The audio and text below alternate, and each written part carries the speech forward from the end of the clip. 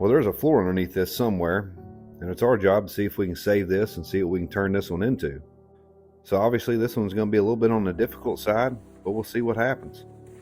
So we're going to start off with putting the oversized skirt on a power drive, and then we're going to run a diamond brush. Now I'm going to give you a real-time video here just so you can see how long this process actually takes to get all this stuff off the floor. I think it was somewhere in the 80s that some kind of vinyl was glued down to this, and whatever the backing was on this, obviously it was pretty thick and they couldn't get it off the floor. Now they did try to go through and scrape it to get some of it off prior to us, but it's still not any fun to do. Just a slow, tedious process, just kind of working each section, and a lot of this stuff is just ripping off, and it gets to a point where it's so bad I'm literally moving all over the place, and Mom's going through there and just sweeping up all the chunks. And you got to be careful when you're running this diamond brush across the floor. As you can see there, it doesn't seem like it's doing anything, but it just takes a little while. It'll definitely eat the stuff off the floor, but with this being a pine floor, it can really dig into the soft grain on that and really start ripping out big chunks of wood, which I do not want. So I'm really just kind of skimming across this. I just want to get as much of that layer off as possible, and I'm going to be done. So once I'm about 80 to 90% of it off the floor, that'll be it, and then we'll eventually switch over to sanding. At this point, I'm pretty much done with the diamond brush, but I just wanted to show you what it's turning all that stuff into, just chunks ripping it off. And instead of filling up the vacuum, sucking it all up, we'll sweep a lot of that big stuff up, get it out of the way, then we'll start into the sanding portion. As you can see, most of it was off the floor, so 36 grit on the power drive now to finish getting the rest of it cleaned up, and we'll get it all flattened out.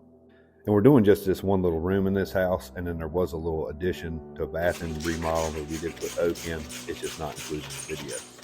And before I started the scraping process, I pulled out the grinder because I want to turn those things into pretty much razor blades just so I can get the rest of that crud off underneath the radiators, and I even scraped out around all the edges before I started edging. So there's what 36 grit looks like, trying to get the rest of that stuff cleaned up. It was getting pretty hot on the machine. Mom was having to take some nail pullers to get the paper off. Those are actually concrete nippers, but we just call them nail pullers because that's what we're using them for 90% of the time. After she's done with 36, she's going to run through there with 60 grit and 80 grit. Then I'm going to go around and I'm going to do all the edging, get that completed. And since I went around and scraped everything prior, I didn't have to run 36. I just skipped up to 60. So that's what I'm starting with, 60 grit. After that, I will make the 100 grit pass. It's just not included in the video. Trying to keep this one on the shorter side for y'all. Plus, it's just one room. Now, if I had the milling attachment for the logger flip, I would have used that. But I'll be damned, I've got every single attachment for that, but I don't have the milling one for some reason.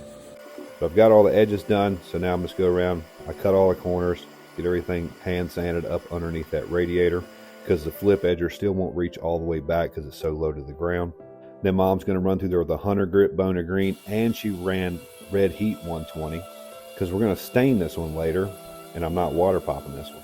But before we make that final pass on the power drive, I'm going to take that orbital around the wall. I'm using 120 grit mesh, and that will be the final pass that I also do on the power drive, 120 grit mesh. I don't want any scratches in this. Like I said, we're not water popping this one. This is a much lighter stain, so I don't really need to water pop it. It's not going to change it a whole lot. I'm just trying to give it a little bit of color to coordinate with what's in the home that we're not sanding. The existing wood in the home is red oak. Underneath all this vinyl was originally pine. This was the little section of red oak that we added in as well, stained it. Again, to coordinate, it's not going to be a perfect match because these floors haven't been done in 20 or 30 years. So after we got the stain on the first day, we put fans on it. We come back about 3 hours later. We did our first coat of Easy Prime with the amberizer in it just to darken it up a little bit. Coming back in here the second day, the first coat we put down, I'm going to tint this one. I'm only mixing about half a gallon. Again, I want to make this a little bit darker to bring it closer in to what's already there in the home, but it's two different species. It's not going to be a perfect match, and I don't want to go too dark. Coming back around lunchtime that same day, we're going to braid this floor, go around all the edges underneath the radiators. Again, doesn't matter the size of the job. I treat them all the same. We don't skip steps. There's no point, and I'm not interested in having any problems. I want every job as close to perfect as I can get it. And to braid this floor, I'm just going to use a regular skirt, and I'm going to use a Norton sand dollar to the yellow one. It's actually a used one, so this side's not brand new. Those things will last depending on job size, so you just got to remember what you're doing, how long you're using it, and the square footage you think you can get out of it. But after it's all braided, we'll get it all vacuumed, tacked, everything.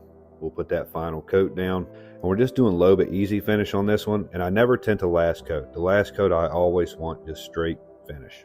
You don't want to go wearing off color on the top. That could cause a problem later down the road. But there it is, that final coat down. We'll see how this one turned out. I wish I could get you a better shot, but it's a small room. Looks like a tabletop to me. And we'll do a couple before and afters, but the first one's kind of a before, after it was sanding, and then finished at the bottom. But thanks for watching. Hope you enjoyed.